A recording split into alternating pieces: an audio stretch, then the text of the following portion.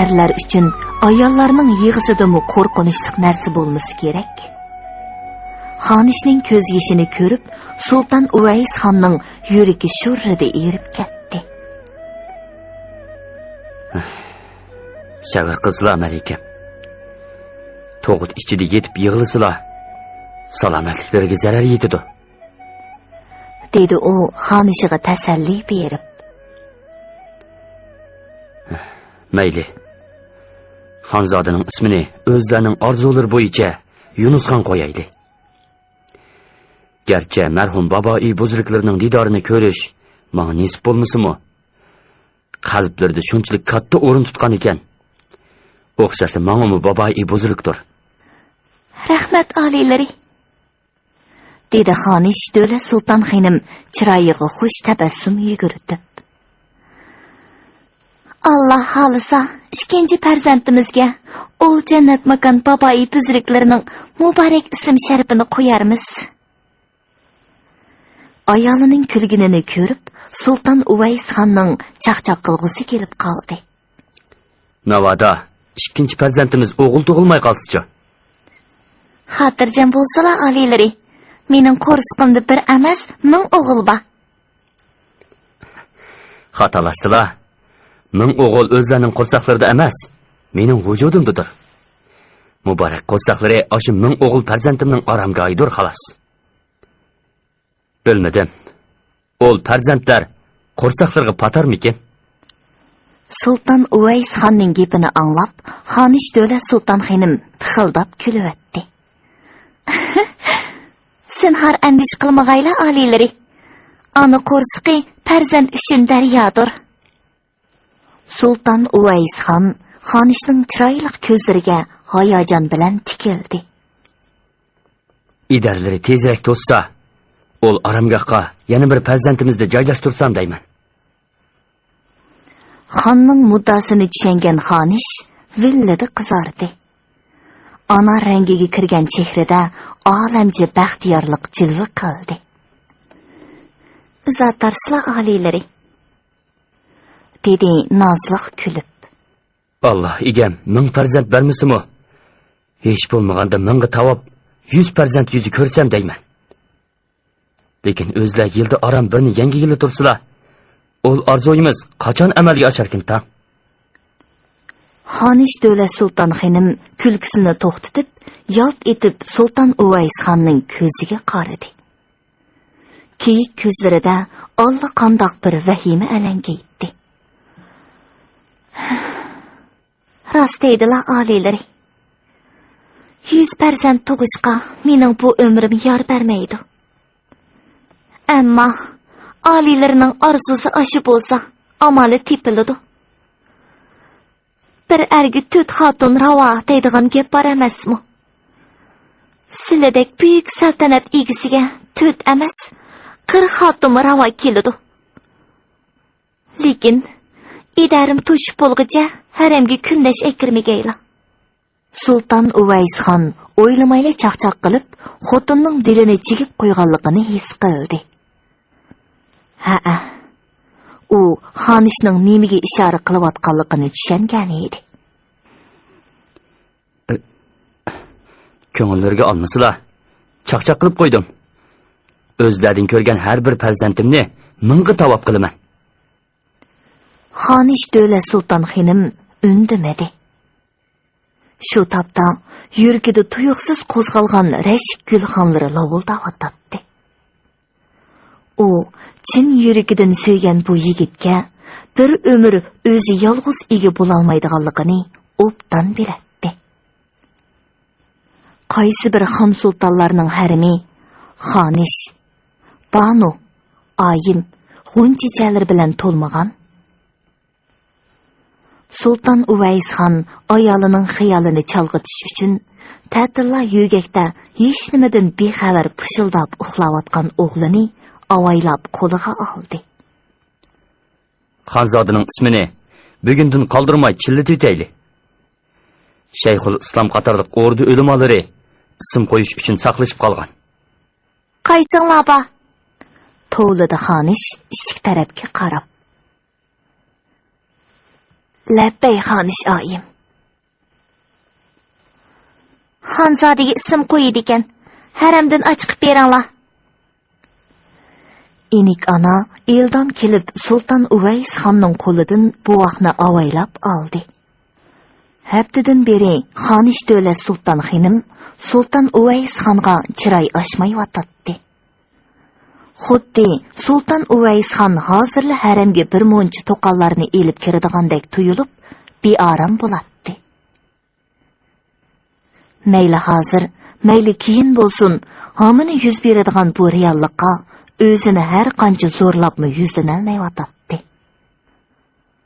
Sultan Uvays xon uning ko'nglini echish uchun haramga kuniga 2-3 qitim kiratdi. Qiziq gaplarni qilib, kuldirishga tirishadi. O'g'lini erkilatgan bo'lib, yurak so'zlarini davolatdi.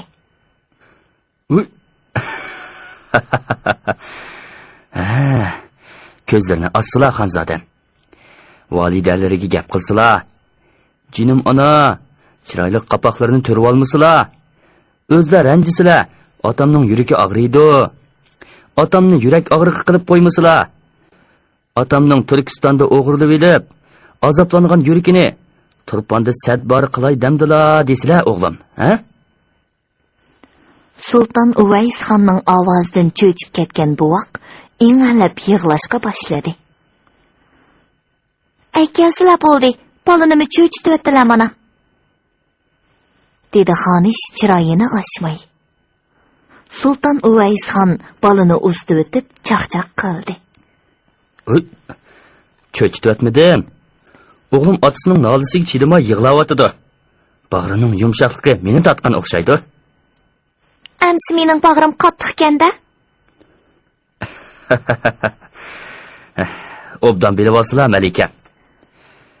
Ishq zulmlarida mening yuragim ayni talqondir. Ushuq. Sultan Uvays xonmu xonishga agishib pixildab kulibdi. Shu asnoda hujriga shab chiqarmay kirib kelgan xonishning xos keniziki qo'l bog'lab turib dedi. Ma'lum bo'lg'ay, xon oyim keldi. Sultan Uvays xon onasining kelganligini anglab, bas o'rnidan turdi. Paryostiqi yo'linib yotgan xonishmu qaddini rusladi. Sultan Uvays xon taxtda o'ltirgandan keyin har qancha yoluribmi, onasini haramga kelib turishga ko'ndirolmagan edi. Harmag'aylar buzrukvarim, oltin bo'ylar esanmikin? Deginicha salom berdi xon bilan xonish. Davlatzoda, dedi Sultan xotun salomni ilik elib va o'rnidan turishga tamshalgan xonishga yuzlandi. Qo'zg'almasizlar xonish oyim, yo'lini versilar.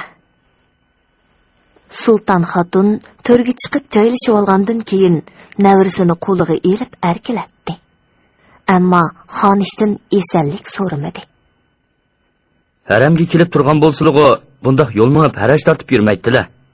Navrlarinimi kunda ko'rib tura olaydilar. Men kelsam, haram keximi tarlashib qolarmikin, o'g'lim? Dedi Sultan xotun ranjigan qiyofatda. Onasining gapining tegida gap borligini his qilgan Sultan Uvays xon birdila taajjublandi. Haram shuncha kang tursa, qandoqsiga tortishib qolgudek. Sultan xotun o'g'lining ko'ziga tikilib turib so'radi. Haramni kang tasha deydilar yo'q. Ajab Go'harnigar xonishni qo'qlamoqchi bo'ptilar. Asirdan chiqarib qo'ymisizlar. Go'harnigar oyim nimali bo'lmasin marhum xon tog'illarining xonishidir. O'zlarga ham hommidir. Sultan Uvays xonning chiroyidagi tabassum hayronlikqa almashdi. Yo'chilli gap qildilar-ku buzilkvarim. O'zlarining farmonisiz kim u Go'harnigar xonishni haramdan qo'g'lashga petina olsin? Balki bu ishdan xon oliylarining xabari bo'lmasa, Xanish ayımning xabari bordu. Kutilmagan bu javobdan Xanish Davlat Sulton xonim tamtirab qoldi. Sultan Uvays xon oyoqliga yalt etib qaradi. Ko'zlaridan ro'shan norozilik alomatlari balqidi. Xon anamga ma'lum bo'lg'ay, bu ishdan mening zinhor xabarim yo'qdir. Demisimi bu ishdan Sultan Uvays xonningmi, Xonishning xabari yo'q edi. Davlat Sulton xonim uval bo'lgan qiyofatda Uvays xonga qaradi. Ko'ziga g'illidi yosh kelib qolgan edi. Buzrukvarim, bu gapni kimdan angladi ekan? Atigan Go'harnigar Xonish o'zi arz qilib keldi. Haram og'isi shundoq farmon yetkazibdi. Marhum xon tag'illari qilgan yomonlikni teg'i taxtda o'ltirg'ili 2 hafta bo'lmayla xotun bolalarga yondirib bersili bo'lmas. Bu gap el yurtga tarab ketsa, tul xotun yetim o'g'illarni ani tepibdi. Haramdan qo'g'lab chiqiribdi deb fitna qilishidi. Sultonlik shavkatlarga ta'sir yetdi. Podshoh degan kang qo'rsoq oliy janob bo'lishi lozim. Babai buzriklarning tuzuklarida shundoq aytilgandirki, saltanatning suriga tayinib, kuch-qudratingni ojizlarga ko'z qilma. Hamda ularning panjasini yanchishni ravo ko'rma. Yomonlik qilish bahodirlarning fazilati emas. Podshohning shavkati adli bilan emas, balki zulmi bilan buzulur. Sultan Uvays xon qo'l bog'lig'inicha beshini to'van soldi. Buzrukvarimning o'gitlarini esimda mahkam tutaman. Xotirjam bo'lsalar, hozir haram og'sini chaqirtib, surishtiray. Shundoq qilsinlar. Go'harnigar Xonishning ko'nglini amin topqizib qo'ysalar. Otasidan yetim qolgan 12 xonzoda o'zlariga eni qarindoshdir. Ularni asramoq, tarbiyalarga olmoq majburiyatlari ham bordir. Ularni kichik ko'rmay, o'rdaga akirib, amirlar qatorida izzat qilsinlar. Xo'sh, dedi Uvays xon. Shu topda u bu ishni surishti qilishga oldirab qolgan edi. Buzrukvarim, aram olg'ash tursilar. Men o'rdaga chiqay. Chiqayversilar. Podshoh degan kunduzi o'rdini tark etmagani tuzuk. Haram podshohning kechilik aromgohidir. Sulton Uvays xon gadinigacha qizardi. Onasining hadisini haramga kelib, xotinining ko'ziga qarab o'ltirmay, o'rdaga chiqib, saltanat ishlariga ko'z quloq bo'l degan ma'nodagi gapi uningga qattiq ta'sir qilgan. Xijillikdan yerga kirib ketgudek bo'lgan edi. Marhum xon Sulton Shirmuhammad xonning xotin bolalarini haramdan qo'g'lab chiqarish haram og'asining o'ylab topgan hilisi edi. Texi 10-12 yosh vaqtida marhum Sulton Xizr Xo'jaxon tarafidan oqti qilinib, haramning xizmatiga qabul qilingan. Marhum Sulton Shirmuhammad xon zamonida haram og'iliqi ko'tarilgan bu og'vat haramda yuz bergan nurg'un suiqasdlarning shohidi edi. Haramni o'zining shaxsiy qasridek hisoblaydi. Mehr shafqat degan narsani aslo bilmaydi. Haramda uningdan Xonishdan boshqa hamma odam qo'rqatdi. U o'z beshinchilik bilan haramdan Sulton Shirmuhammad xonning xotin bolalarini qo'g'lab chiqarib, Sulton Uvays xonning ishonchiga erishishni ko'ngliga pukkan edi. Sulton Uvays xon uni qilchilik yuz xotir qilmay o'limga buyurdi. Go'harnigar Xonishqa ilgari qandoq ta'minot berilgan bo'lsa, hozirmi o'sha yo'sinda ta'minot berish. Ikki xonzodiga o'rdada ichkilar qatorida muomala qilish. Sulton Shirmuhammad xonning yosh xunchichalariga xazinadan muvofiq xarajat berib, yurtiga, oilasiga qaytirish. Qayta nikohlik bo'lishni xolasa ruxsat qilish to'g'riliq farmon tushirdi. Bugun Uluzbegi qasri xuddi yit bo'lgandek qizib ketgan edi. Gerçi Sultan Uvaysxon tarafidan jakarlangan 40 kunlik musibat oxirlashqili xeyli kunlar bo'lib qolgan bo'lsa-mu, hech kim mashrab, ko'ngil ichi so'rinlarini tuzishga jur'at qila olmagan edi. Shu kunlarda qish oxirlashib, ko'klamning shapisi kelishga boshlagan edi. Ilgari bundaq vaqtlarda poytaxt aholisi Navro'zning tayyorligiga tutish qiladi. Ko'cha, rasta, mahallalarda, boy zardorlarning ho'yli qasrlarida ko'k mashribi boshlanib ketadi. Ammo hozir o'rdidan musibatning oxirlashganligi haqida shabi bo'lmag'achqa, avom texcha qoriliq kiyimlarini tashlamagan edi. Bugun Ulusbegi Xudoyidat butkul ostoniga marhum Sultan Shirmuhammadxonga tutilgan musibatning oxirlashganligini jakarlamoqchi bo'lganda qiladi. Uning katta, hashamatlik sariga Sultan Uvaysxondan tartib, o'rdidagi barliq cho'ng kichik amirlar to'liq jam bo'lgan edi. Ostonadagi dongliq sozandalar muqam o'rinlayotdi. Dasturxonga tizilgan ne'matlarning haddi hisobi yo'q edi.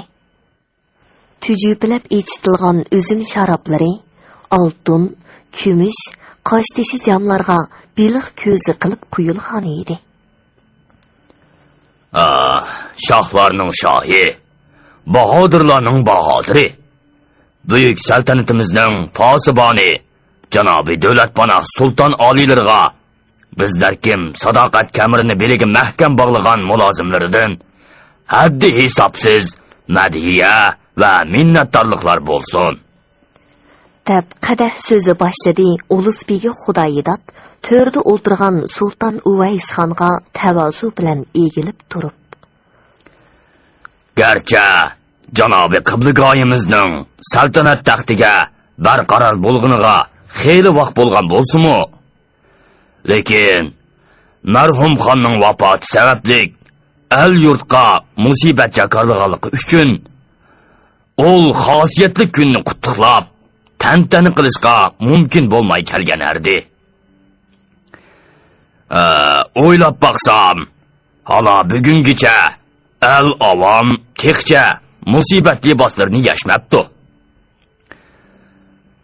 O'lim azaldir. O yaratgan egisining hukmidir. Ammo ko'ngilni xushal tutmoqmi, osoyishlik kunlarda ichilib yoyirmoqmi Allohning bandalariga qilgan cheksiz inoyatidir. Ol boisdan aba ajdodlarimiz o'limdan boshqasi tomosha degan ekan. Katmanlanganlarning kaynidan katkili bir umr qayg'u bo'shkiga bo'linib yashig'ili bo'lmas. Mashrab, nag'mi navo, barovat tiriklarning tetishiga, huzur payzini surishiga buyurilgan katta maishatdir. Helimo shuncha kunlardan beri musibat liboslarimiz bilan yashab, jannat makon marhum Sulton Shirmuhammadxon oliylarga bo'lgan qayg'u hasratimizni haqdodiga yetkizdik. Endi bo'lsa, musibatni oxirlashtirib, normal turmush tarzimizni eziq silish zamoni keldi deb o'ylayman. Shundoq bo'lgan ekan, janobi xon oliylarining xizmatkorlari bo'lmish bizlar bazmi barobatlarimiz bilan on hazratimning saltanatga posibon bo'lganligini qutlaqlasak, shuning bilan birga oliylarning muborak pushti bo'lmish Baxtiyor xonzodining bu dunyoga sog'-salomat ko'z ochganligini muboraklasak degan niyatda ushbu bazmini hozirlashga jur'at qildik. Xon oliylarining qayg'u hasratni unutib, xushallikqa yuzinishini tovanchilik bilan o'tinaman. Ulusbegining so'zi tugishi hamon barliq amirlar durrida o'rinlaridan turishib, Sulton Uvaysxonga ehtirom bildirishdi. Oliylari qayg'u hasratni unutg'ayla, shodlik huzurini surgayla. Şu günlerde Sultan Uvays xonning matamni oxirlashtirg'isi bo'lsa-mu, lekin ba'zi amirlarning fitna qilishidan ehtiyot qilib sukut qilgan edi.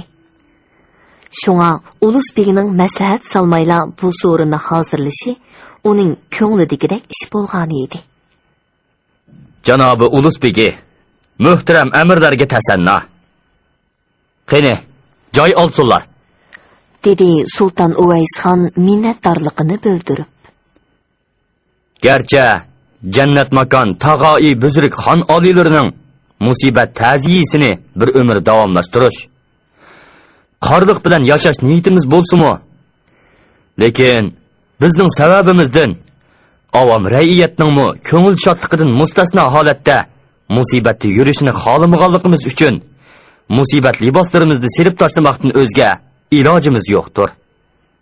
Bizning saltanat sayımızda el yurt qayg'u musibetde emas, meşrep baravetli yaşamıqı caizdir. Bugün Ulus Begi Hazretleri bu köngüllik bezmini hazırlap, xasta dillarimizda qayti şatlık uşqullarını yelinjatmakka taraddut eyletdi. Her birleri azada olturup, xuşal xoram yap içsunlar. Bezmi meşrep meiştidin tan huzur algaymiz. Sultan Uvays xon bilan tunji qitim sharafbozlik qilishayotgan amirlar dastlab bir oz tartinib qilishgan bo'lsa-mu, keyin sharafning ta'sirida o'zlarini erkin ozoda tutishdi. Kimlardir qiziqchilik qilib latifa so'zlaydi.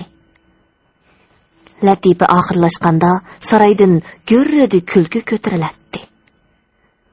Optali shirkayib bo'lgan Sultan Uvays xonmu o'z navbatida qaysi bir amirning laqimiga yoshirin ishora qilib chaqchaq qiladi. Amirlarni sharob ichishga zo'rlaydi.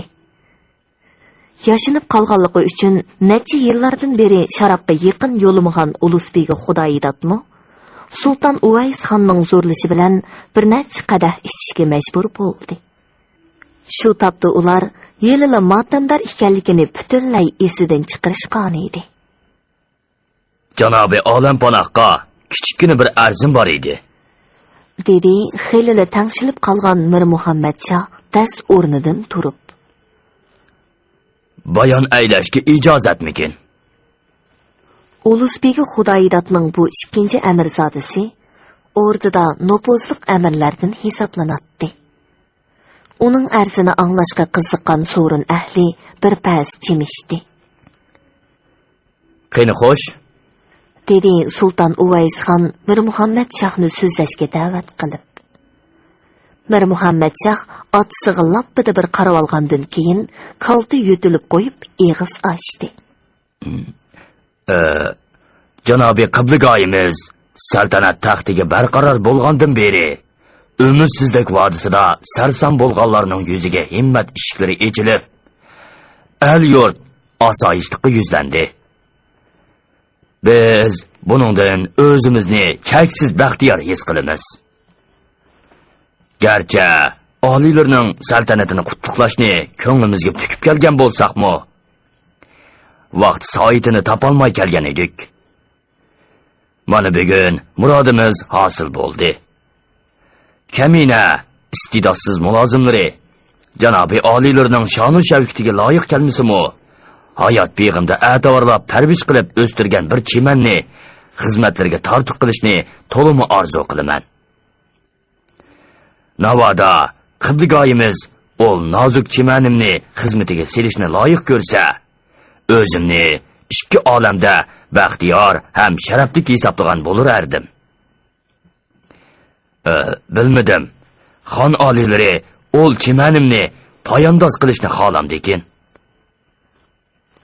Kutilmagan bu taklifga Sultan Uvays xon nima deb javob berishni bilolmay tengirqab qoldi. U Turkistonda Malik Davlat Sultan xonimga oshiq bo'lib nikohiga olgandan beri yana bir ayol zotiga ko'ngil berishni o'ylab baxmagan edi. Shu topda Mir Muhammadshah qizini uningga nikohlab berishni iltimos qilyotdi. Nävri qizini Sultan Uvays xonga nikohlab berish Ulus begining bugungi so'rin uchun xeylidan beri ko'ngil qo'yib planlagan yana bir sovg'isi edi. Barliq amirlarning oldida bu ishni xonga bildirishlimi o'g'li Mir Muhammad Shohga Ulus bega alohida topilgan edi. Amirlarning oldida bu talabni o'tirg'a qo'ysa, Sultan Uvays xonning rad qila olmaydiganligini Ulus begi oldin a'lo mo'ljallagan edi. Chunki navoda Sultan Uvays xon bu talabni rad qilaversa, Ulus begining yuzi tushadi. Dili ranjitdi. Sultan Uvays xon ordusidagi bu eng mo'tvar amirning yuzini tushirishni, dilini ranjitishni hargiz xohlamaydi. Bu nozik masalaning yana bir tarafida Mo'g'uliston saltanatini qo'lga elib, taxtda o'tirish uchun jon fidolik ko'rsatgan Sayyid Ali Olibmi bor edi. Shu daqiqada Sultan Uvays xonning ko'z oldidan Ulusbegi Xudoyidat, Sayyid Ali Olib, singlisi Uz Sultan Malika, toji taxt lib qilib o'tdi. Amirlarning hammasi Sultan Uvays xonning chiroyiga tikilib qilishgan. Bayatdan beri qo'mach qo'rg'anda qizib ketgan saroy, chivin ussa anglangudek timtaslikqa cho'mgan edi. Amir hazratlarining hayot beg'ida o'sgan qutlug' sovg'isi bo'lmish, ol nozik chimanni poyandoz qilish emas. Shohlik tojimizga gul qilib qisqaymiz. Bizni qadrlaganliklarga tasanna, dedi Sultan Uvays xon timtaslikni buzib. Ana hazratimga muborak bo'lsin, deyishdi amirlar xonning javobini anglagandan keyin tushma-tushdan qutlug'lab. Qiblagoyimizning naloyiq sovg'imizni qabul qilganiga ko'p rahmat, dedi Mir Muhammad Shoh. Amirlar Mir Muhammad Shohnimi xonga qiynati bo'lganligi uchun qutlug'lashdi. Aba ajdodlarimizdan tortib ol jannat makon saltanat posibonlaridan cheksiz mehr shafqat ko'rib keldik, dedi Ulusbegi hayajonlangan holda. O'zayli posibonimiz Navram Said Ali Olibning beshini silab, hamshirisi Maliki Uz Sultan xonimni nikohlab berganini anglaganimda, xushalliqimdan ko'z yoshlarim daryo bo'lib oqqan erdi.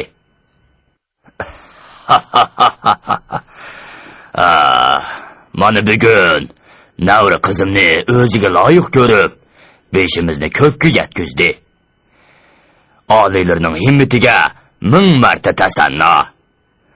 Alloh xolisa, o'lg'unchichalarni atlikka o'zim haramga yetkizib qo'yaman. Ulusbegi Xudoyidat chandurmay ustadlik qilyotdi. Navri qizini Sultan Uvays xonga o'zi soya qilganligi uchun to'y sharti qo'ya olmaydi. Ham Navri qizi uchun xonishlik atoq martabasini talab qila olmaydi. Shunga Navri qizini atay G'unchicha deb atagan edi. Yengilishdilar hazratim. Ulusbegi jamiyatidan zinhor G'unchicha chiqmas. Hayot gulshanlarida e'tiborlab o'stirgan ol nozik chimanni bizlar kim saltanat sohibiga tortiq qilganliklarining o'zira yetarlikdir. Haramga o'z qo'llari bilan opirib berishlari ham behojatdir, dedi Sultan Uvays xon Ulusbegining so'zini tuzitib. Inshaalloh. Ata, abo ajdodlarimizdan qolgan yo'sin bo'yicha dargohlarga validamni ibargayman. Butkul el yurtga to'y nag'miz qilib berib, G'unchicha emas, xonish otqi bilan haramga yo'tkab kelgayman. Ulusbegi Xudoyidat xondan kutgan javobga to'liq erishgan edi. Bayatdan beri Sultan Uvays xon bilan buvisining chiroyiga qarab o'tirgan Sayyid Ali Olib das o'rnidan turdi. Gerçi u sharobni xeylili ichgan bo'lsa-mu, az-hushi joyida edi. Ulusbegi jamiyati shavkatlik to'g'liq tomir jamiyatidan har qancha izzat ko'rgan bo'lsa-mu, bu qadar ko'rmagan bo'lg'aydi. Xon oliylari izzatni qiyomiga yetkizdilar. Bizmi ham sadoqatimizni, qayrindoshlik mehrimiz bilan yo'g'irib atkaymiz. Sultan Uvays xon Ulusbegi Xudoydatning navri qizi Kuntura xonimni butkul ostona xalqiga 3 kech kunduz to'y qilib berib, nikohiga oldi va xonishlik martabasi berdi. Reshik o'tida puchilangan xonish Davlat Sultan xonim bo'lsa, barliq dard hasratini ko'z yoshidan oldi. Shundoq qilmayma amali yo'q edi. Bir elning sultoni emas, odatdagi amir, to'ra, zardarningmi 2-3 tun xotini barliqi onunğa ayan edi. Shu yili kuzgacha Sultan Uvays xon yana 2 qitim nikohlandi. Bu nikohlarmi o'rdidagi amir baglarning uni qutluqlab qizlarini tortib qilish sababidan vujudga chiqqan edi. Biroq Sultan Uvays xon ularga xonishlik martabasi bermadi. Sultan Uvays xon har qitim nikohlanganda xonish Davlat Sultan xonim ko'ngli yerim bo'lgan. Reshik o'tida azoblangan bo'lsa-mu, cho'ng xonishlik martabasini esiga elib, azroq tasalli topatdi. Sultan Uvays xonmo pat-pat uning qasrida qo'nib, dardlik ko'nglini amin topqizishga tirishadi. Yandurqi yili No'ruzda Davlat Sultan xonish bilan Kuntura xonish baslashgandek tangli yangi edi.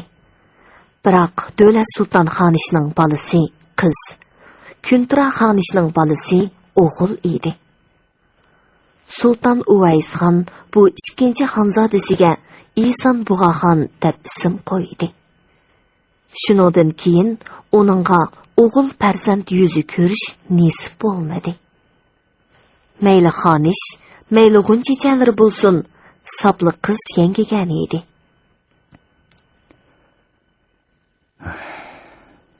Allah igen, mana shunchalik xotin, shunchalik farzand bergan bo'lsa-mu, lekin aran 2 o'g'il nasib qildi. Buningga 100 ming shukr. Allah, yana inoyating bordi. Deydi pat-pat hasratlanib. Sultan Uvays xon hokimiyat beshiga chiqqandan keyin saltanat nisbatan tinch bo'ldi. Qashqar Mirza Ulug'begning qo'lida turayotganini hisobga olmaganda, butkul Mo'g'uliston tasarrufi cho'ng darajada tashqi kuchlarning hujumiga uchirmadi. Mo'ng'ullar eli tarafga pat-pat parakandichilik silib turgan bo'lsa-mu, ziminni besilish darajasiga berib yetmagan edi. Lashkari divanning amir kabirlik mansibini tutayotgan Sayyid Ali olib, 2 qitim lashkar tortib berib, Mo'ng'ullarga jazo yurish qildi. Hiyligar Isan Tayji Sayyid Ali olib lashkar tortib kelib bo'lguncha, allaqachon lashkarlarni chekindirib bo'ladi. Amirlar pat-pat qo'shni ellarga lashkari yurish qilish talabini beradi. Albatta, Sultan Uvays xonning lashkar tortib berib, qo'shni ellarni istilo qilgusi. Buyuk bovisi To'g'liq Temir xonning shavkitini, saltanatini asliga keltirgisi bor edi. Ammo tog'isi Sultan Shir Muhammad xon saltanat surgan mezgillarda o'rdidagi amirlarning qo'llishiga erishish hamda ayish ishrat, kayib sapo uchun xazinani qo'riqtab qo'ygan edi. U yillarda Xotandan tortib Qumulgacha, Lob Ko'nchi vodisidan tortib Ili Olmaliq vodisigacha bo'lgan viloyatlarning amirlari o'rdiga topshirishga tegishli boj seliqlarni vaqtida topshirmagan. Sultan Shir Muhammad xonmo ularning qo'llishiga erishish uchun ancha surishtirib ketmagan, ixtiyoriga qo'yayotgan edi. O'rdidagi amirlarning Sultan Uvays xonni qo'shni ellarga lashkar tortishga da'vat qilishidagi muddaosi ko'plab mol dunyo jo'g'lashdan iborat edi. Chunki bundaq lashkari yurishning ta'minotini o'rda ustiga olg'ini bilan jangda qo'lga tushgan o'lji g'animatlar amirlarga taalluq bo'ladi. Bu Chingizxon davridan qolgan udum edi. amirlarning maishatlik turmushi uchun ko'plab mol dunyo lozim bo'ladi. Lekin ular tirikchilik qilib o'zini qamdashni har oladi. Shu sabablik xazina quruq tilib qolmasdan ochliq omborlarimi quruq tilib qolgan edi. Sulton Uvays xon xazina ochliq omborlarini to'ldirish uchun har qaysi viloyatlarga podsiylik mufattishi avatdi. Amirlarni chiriklik, xiyonatchilikni tugutishga, oddiy-soddiy yashashga da'vat qildi. Xiyonatchilikka chekiga yetgan bir qancha amirni jazolab, boshqalarga ibrat qilganmi bo'ldi. Lekin bu tadbirlarning unumi ha deganda ko'rinmayotdi. Chiriklikka, ayish-ishratga, maishatlik turmushga ko'nib ketgan amirlar xonning farmoniga yovvoshlik bilan hadab qo'yib, o'zlari bilgan sanamga tasaydi. Hurmatli radio anglag'uvchi do'stlar, yozuvchi Yosinjon Sodiq Cho'g'lamning Bahodirnoma nomli 6 qismli tarixiy romanining birinchi qismini bugun mushagicha anglatdik.